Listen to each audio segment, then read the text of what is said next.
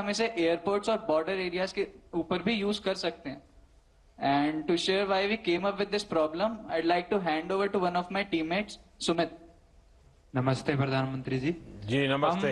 ये problem statement हमने क्यों चूज करी, इसके लिए मैं राजस्थान श्री गंगानगर से आता हूँ. बॉर्डर के काफी पास का एरिया है, तो ड्रोन्स आते जाते ही रहते हैं. पर पुलवामा अटैक के बाद तो ड्रोन्स का आना जाना बहुत ही ज्यादा बढ़ गया. उसके बाद सुबह 4 बजे, रात को 12 बजे कभी भी एंटी ड्रोन सिस्टम स्टार्ट हो जाता और फायरिंग चालू होने लगती. ना उस टाइम पढ़ा जा रहा था, लोग सो नहीं पा रहे थे, बहुत परेशानियां थी. उस समय ये दिमाग में बात रही कि इसके लिए कुछ ना कुछ किया जा सकता है. जब इस साल SIS प्रॉब्लम्स आई तो हमारी टीम प्रॉब्लम्स ढूंढ रही थी, तो ये प्रॉब्लम हमारे सामने आई. तब मैंने अपनी टीम को बताया क्यों ना इस चीज के ऊपर कुछ काम किया जाए ताकि हम लोगों की परेशानियों को दूर कर पाए. और आखिरकार हमारी टीम ने इसके ऊपर काम किया और हम ग्रैंड फाइनल में पहुंच पाए. Thank you so much sir. साथियों, आजकल देश में ड्रोन का अलग अलग सेक्टर्स में बहुत इस्तेमाल हो रहा है.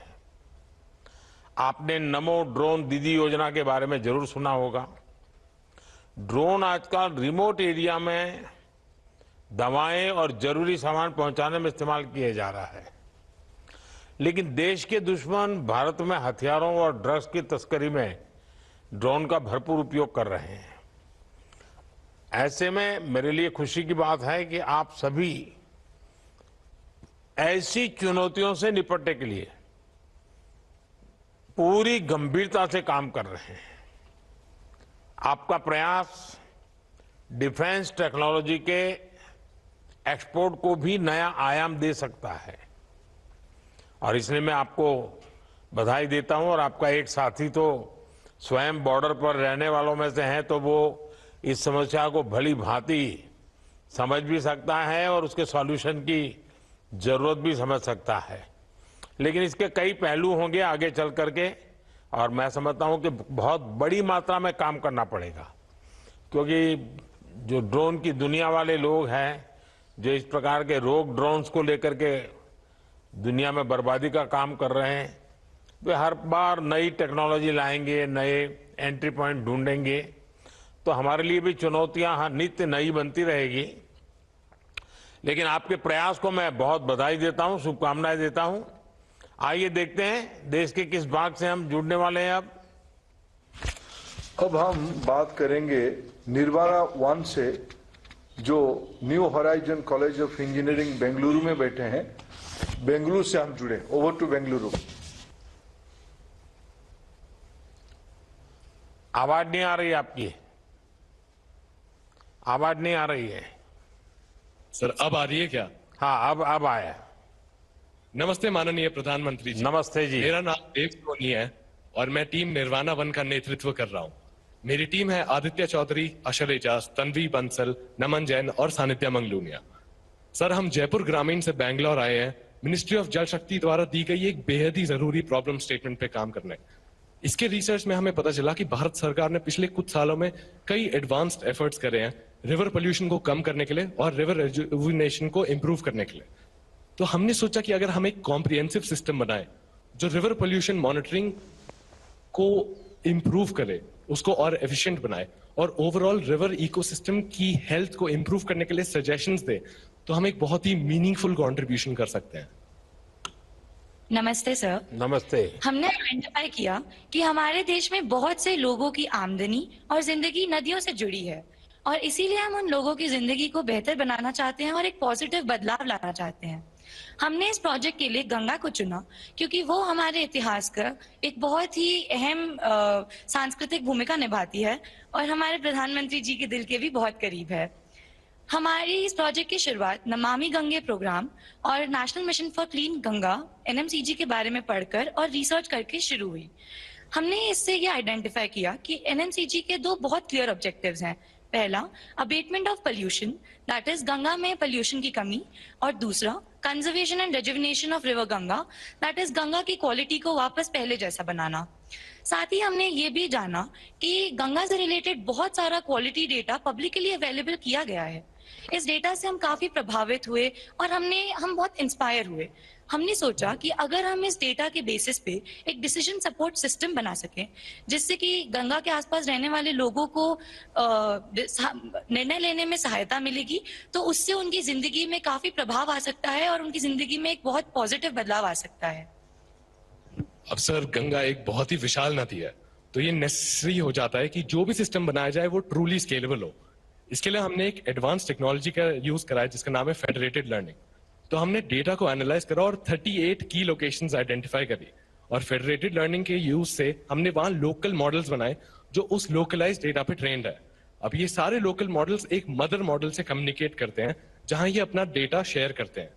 इसके through addition of new models और removal of pre existing models और जो करंटली प्रेजेंट मॉडल्स हैं उनकी एक्यूरेसी, एफिशिएंसी सिग्निफिकेंटली इंप्रूव हो जाती है। और अगर हम ये टेक्निकल एस्पेक्ट साइड में रखें तो हमें पता चलता है नमामि गंगे के थ्रू कि गंगा प्रेजर्वेशन, रेजुविनेशन और कंट्रोल में मेन कंट्रीब्यूटर्स तो लोग ही हैं।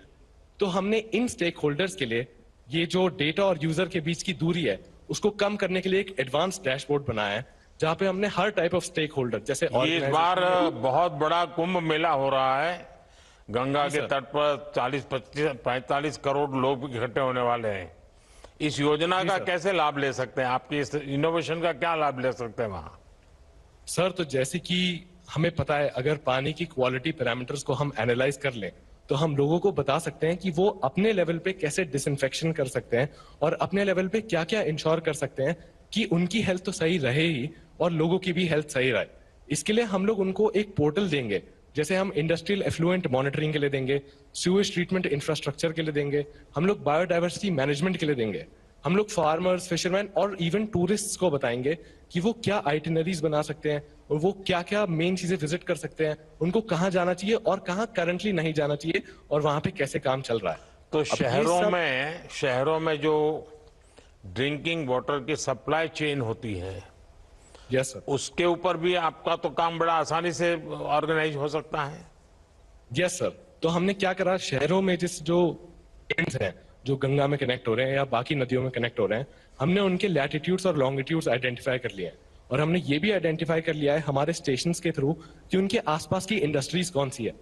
अब क्योंकि हमें पता है कि कुछ सेक्टर्स ऑफ इंडस्ट्री जैसे chemical, paper, textile, tannery, slaughter house, ये कौन से टाइप का एफ्लुएंट निकालते हैं, तो हम हमारे एल्गोरिदम से बैक ट्रैक कर सकते हैं कि अगर हमारे वाटर में कुछ स्पेसिफिक पोल्यूशन के स्पाइक्स हैं तो हम ढूंढ सकते हैं कि कौन से सेक्टर ने ये कॉज करा है।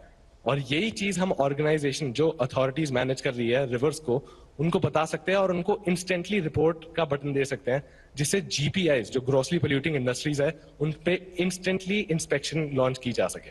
हमारी इस मीटिंग के बाद और कितने घंटे अभी आपको काम करना पड़ेगा? सर, कम से कम 20 घंटे और। अच्छा, देखिए, मां गंगा हो या देश की अन्य नदियां, देश की आध्यात्मिक सांस्कृतिक विरासत के साथ ही पर्यावरण के लिहाज से भी बहुत महत्वपूर्ण है। मुझे खुशी है कि आप लोग इस विषय पर काम कर रहे हैं। मेरी आपको शुभकामनाएं हैं। और थैंक यू सर। जयपुर के लोग हैं तो पानी का मूल्य क्या होता है, महात्मा क्या होता है, वो बहुत अच्छी तरह समझते हैं। बहुत बहुत शुभकामनाएं मेरी आपको। Thank you so much. धन्यवाद माननीय प्रधानमंत्री जी। आज आपने आपकी प्रेरक मार्गदर्शन सभी यंग इनोवेटर के साथ साझा किए। सबको बहुत बहुत शुभेच्छा, धन्यवाद।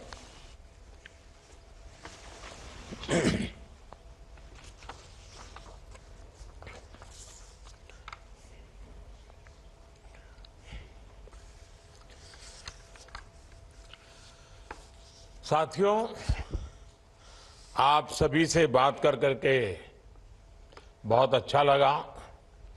और मैं तो देख रहा था कि आप लोगों का समूह जब देखता था, उस समूह में जिस प्रकार से कॉम्बिनेशन बना हुआ है, तो ये एक भारत श्रेष्ठ भारत, उसके दर्शन भी हो रहे थे।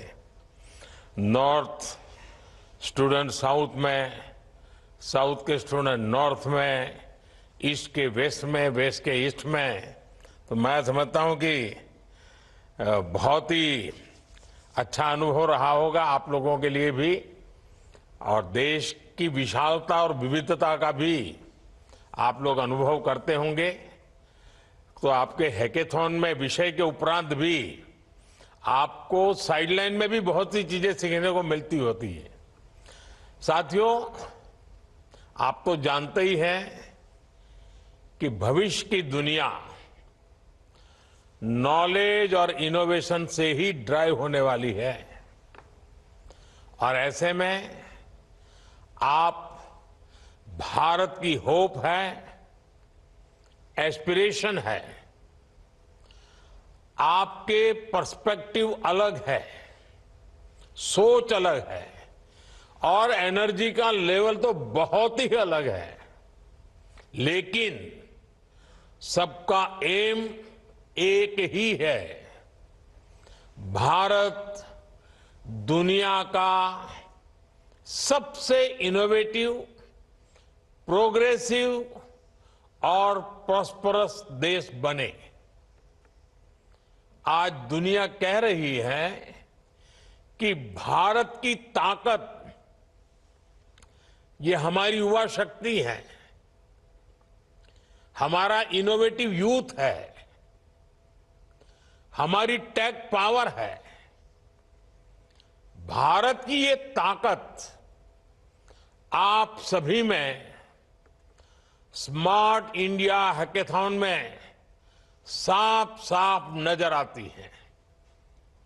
मुझे खुशी है कि स्मार्ट इंडिया हैकेथॉन भारत के युवाओं को ग्लोबली बेस बनाने का एक बेहतरीन प्लेटफॉर्म बना है। जब से स्मार्ट इंडिया हैकेथॉन शुरू हुआ है, करीब 14 लाख स्टूडेंट्स ने स्मार्ट इंडिया हैकेथॉन में हिस्सा लिया है। इन छात्रों ने 2 लाख टीमें बनाकर करीब 3000 प्रॉब्लम पर काम किया है। 6400 से ज्यादा इंस्टीट्यूशंस, करीब 6500 इंस्टीट्यूशंस इससे जुड़े हैं। इस हैकेथॉन की वजह से सैकड़ों नए स्टार्टअप्स का जन्म हुआ है और मैंने एक बात और नोट की है। 2017 में 2017 में स्टूडेंट्स की तरफ से 7000 से ज्यादा आइडियाज सबमिट किए गए थे। इस बार इन आइडियाज की संख्या 57,000 से भी ज्यादा हो गई है। From 7,000 to 57,000। ये दिखाता है कि भारत का युवा किस तरह अपने देश की चुनौतियों के समाधान के लिए कमर कस के आगे बढ़ रहा है। साथियों, बीते 7 सालों में जितने भी हैकेथॉन हुए हैं, उनके बहुत सारे सॉल्यूशंस आज देश के लोगों के लिए बहुत उपयोगी सिद्ध हो रहे हैं। कई बड़ी समस्याओं का समाधान इन हैकेथॉन्स ने दिया है। जैसे 2022 के हैकेथॉन में आप जैसे युवाओं की एक टीम ने साइक्लोन की इंटेंसिटी मापने के लिए सिस्टम पर काम किया था। हैकेथॉन में जो सिस्टम डेवलप किया गया, उसे अब इसरो द्वारा डेवलप की गई टेक्नोलॉजी के साथ इंटीग्रेट किया गया है। ये सुनकर आपको भी गर्व होता होगा। 4-5 साल पहले हैकेथॉन में एक और टीम ने एक ऐसा वीडियो जियो टैगिंग ऐप बनाया जिसने डेटा कलेक्शन को बहुत आसान बना दिया है। इसका भी उपयोग अब स्पेस से जुड़ी रिसर्च में किया जा रहा है। हैकेथॉन की एक और टीम ने real time blood managing system पर काम किया था। ये ऐसा सिस्टम था जो किसी नेचुरल डिजास्टर के समय वहां मौजूद ब्लड बैंक्स की डिटेल्स दे सकता है। इससे भी आज एनडीआरएफ जैसी एजेंसियों को बहुत मदद मिल रही है। कुछ साल पहले एक और टीम ने दिव्यांग जनों के लिए एक ऐसा प्रोडक्ट बनाया जो उनके जीवन से मुश्किलों को कम करने में मददगार साबित हो रहा है।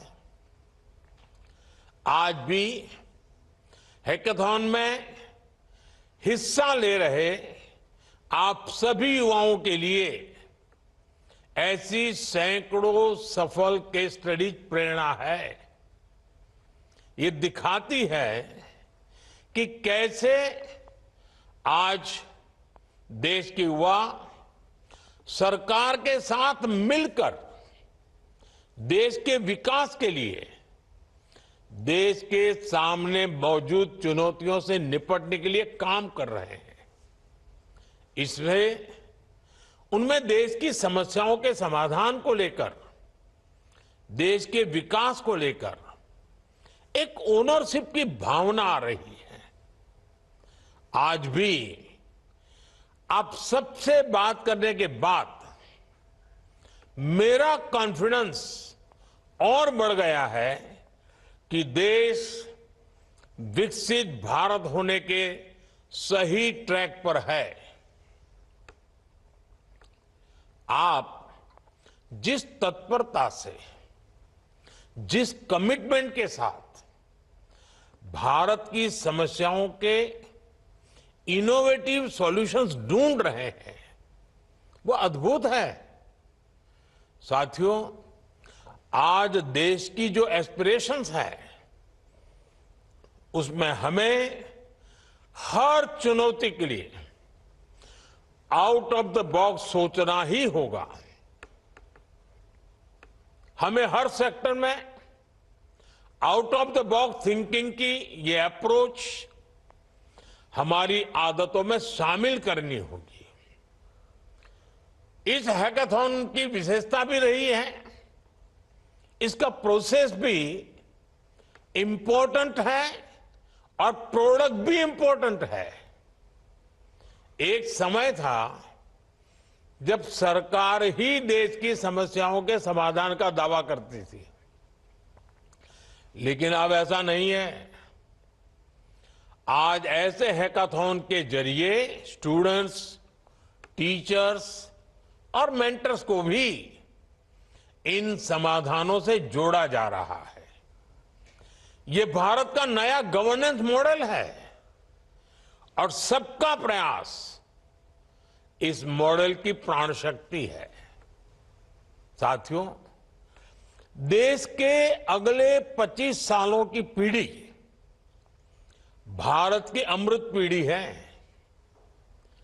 आप सब पर विकसित भारत के निर्माण की जिम्मेदारी है और हमारी सरकार आज की इस पीढ़ी को हर साधन संसाधन सही समय पर देने के लिए कमिटेड है और हम अलग अलग एज ग्रुप में अलग अलग लेयर्स पर काम कर रहे हैं। स्टूडेंट्स में साइंटिफिक माइंडसेट को नर्चर करने के लिए हमने नई नेशनल एजुकेशन पॉलिसी लागू की है। देश की अगली पीढ़ी को स्कूलों में इनोवेशन के संसाधन मिले, इसके लिए हमने 10,000 से ज्यादा अटल टिंकरिंग लैब्स खोले हैं। आज 1 करोड़ से ज्यादा बच्चों के लिए ये लैब्स नए नए प्रयोगों और अनुसंधानों का केंद्र बन रही है। देश के 14,000 से ज्यादा पीएम श्री स्कूल भी 21st सेंचुरी की स्किल्स पर काम कर रही है। स्टूडेंट्स की इनोवेटिव सोच और बेहतर हो, इसके लिए हमने कॉलेज लेवल पर इंक्यूबेशन सेंटर्स की स्थापना की है। प्रैक्टिकल लर्निंग्स के लिए एडवांस रोबोटिक्स और एआई लैब्स का इस्तेमाल भी हो रहा है। युवाओं के क्वेरीज का समाधान हो, इसके लिए जिज्ञासा प्लेटफॉर्म बनाया गया है। इसमें युवाओं को साइंटिस्ट से सीधे जुड़ने और बातें करने का अवसर दिया जा रहा है। साथियों, आज ट्रेनिंग के अलावा नौजवानों को स्टार्टअप इंडिया अभियान के जरिए आर्थिक मदद भी दी जा रही है। उन्हें टैक्स में भी छूट दी जा रही है। नौजवानों को अपने बिजनेस के लिए 20 लाख रुपए तक के मुद्रा लोन की भी व्यवस्था की गई है। नई कंपनियों के लिए देश भर में टेक्नोलॉजी पार्क और नए आईटी हब बनाए जा रहे हैं। सरकार ने 1 लाख करोड़ रुपए का रिसर्च फंड भी बनाया है। यानी कैरियर के हर स्टेज पर सरकार आप सब नौजवानों के साथ खड़ी है, उनकी जरूरतों के हिसाब से काम कर रही है। ऐसे हैकाथॉन भी हमारे नौजवानों को नए नए अवसर दे रहे हैं। और ये सिर्फ कोई औपचारिक सा इवेंट नहीं है, एक स्थायी इंस्टीट्यूशन को इवॉल्व करने की प्रक्रिया है। ये हमारे प्रो पीपल गवर्नेंस मॉडल का हिस्सा है। साथियों, अगर हमें दुनिया की इकोनॉमिक सुपर पावर बनना है तो हमें इकोनॉमी के नए सेक्टर पर खूब काम करना होगा। आज भारत डिजिटल कंटेंट क्रिएशन से गेमिंग तक कई ऐसे सेक्टर्स में आगे बढ़ रहा है जो 10 साल पहले तक बहुत इवॉल्व नहीं हुए थे। आज भारत कैरियर के नए रास्ते भी बना रहा है, युवाओं को नए रास्ते तलाशने और उन पर प्रयोग करने के अवसर भी दे रहा है। युवाओं की क्यूरियोसिटी और कन्विक्शन को समझते हुए सरकार उनके इंटरेस्ट को बढ़ावा दे रही है। सरकार रिफॉर्म्स करके उनके रास्ते से रोड़े हटा रही है। अभी कुछ समय पहले ही पहले नेशनल क्रिएटर्स अवार्ड का आयोजन किया था। इसका उद्देश्य कंटेंट क्रिएटर्स की मेहनत और क्रिएटिविटी को रिकॉग्नाइज करने का था। हमने स्पोर्ट्स को कैरियर चॉइस बनाने के लिए काम किया है। गांव में विलेज लेवल टूर्नामेंट से लेकर ओलंपिक की तैयारी के लिए खेलो इंडिया और टॉप स्कीम को आगे बढ़ाया गया है। National centre of excellence for animation, visual effects, gaming, comics and extended reality का असर भी दिखने लगा है। इसके कारण गेमिंग भी एक प्रॉमिसिंग कैरियर चॉइस बन रही है। साथियों, अभी हाल में एक बहुत बड़ा फैसला सरकार ने किया है। इसकी पूरी दुनिया में प्रशंसा हो रही है। ये फैसला इंटरनेशनल जर्नल्स को लेकर भारत के नौजवानों, भारत के रिसर्चर्स, भारत के इनोवेटर्स को एक्सेस देने का है। वन नेशन वन सब्सक्रिप्शन, ये स्कीम अपने आप में दुनिया की अनूठी स्कीम में से एक है, जिसके तहत सरकार प्रतिष्ठित जर्नल्स की सब्सक्रिप्शन ले रही है, ताकि किसी भी जानकारी से भारत का कोई भी युवा वंचित ना रहे। हैकाथॉन में हिस्सा ले रहे आप सभी युवाओं को भी इससे बहुत लाभ होगा। अब सरकार के हर प्रयास का लक्ष्य यही है कि हमारे युवा दुनिया के बेस्ट माइंड्स के साथ कॉम्पीट कर पाए। कभी भी युवा शक्ति को ये ना लगे कि उनके पास किसी सपोर्ट या इंफ्रास्ट्रक्चर का अभाव है। मेरे लिए युवा का विजन ही सरकार का मिशन है, और इसलिए सारे मेरे नौजवानों को जो भी चाहिए, सरकार के रूप में हम उस दिशा में हर काम कर रहे हैं। साथियों, आज इस हैकाथॉन से हजारों युवा जुड़े हुए हैं। इसलिए मैं आप सभी को एक और जरूरी मैसेज देना चाहता हूं। आप जानते हैं कि मैंने लाल किले से कहा है कि देश की राजनीति में 1 लाख ऐसे युवाओं को लाऊंगा जिनकी फैमिली से पहले कोई भी राजनीति में ना रहा हो, बिल्कुल फ्रेश ब्लड। ये देश के भविष्य के लिए बहुत जरूरी है। इस काम को करने के लिए अलग अलग तरीके से काम हो रहा है। ऐसा ही एक आयोजन अगले महीने होने जा रहा है। विकसित भारत यंग लीडर्स डायलॉग। इसमें देश भर के करोड़ों नौजवान हिस्सा लेंगे, विकसित भारत के लिए अपने आइडियाज देंगे।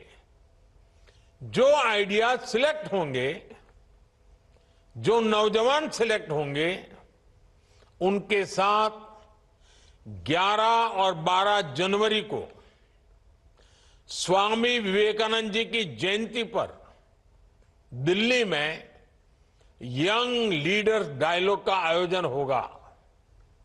इसमें देश विदेश के दिग्गज लोगों के साथ मैं भी आप सबको देखने सुनने के लिए आने वाला हूं। आज इस हैकाथॉन से जुड़े सभी युवाओं से भी मेरा आग्रह है, विकसित भारत यंग लीडर्स डायलॉग से भी जरूर जुड़े। नेशन बिल्डिंग से जुड़ने का ये एक और बेहतरीन मौका आपको मिलने जा रहा है।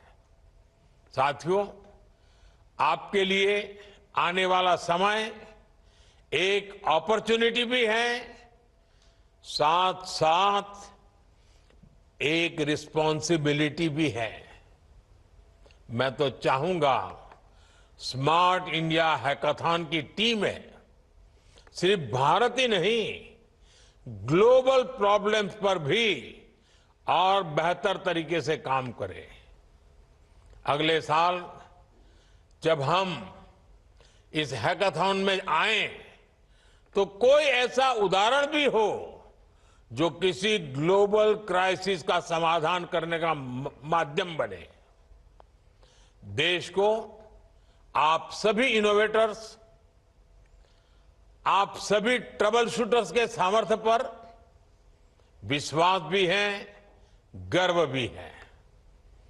आपके सफल भविष्य की मंगल कामना के साथ आप सभी को बहुत बहुत शुभकामनाएं। धन्यवाद। All the best.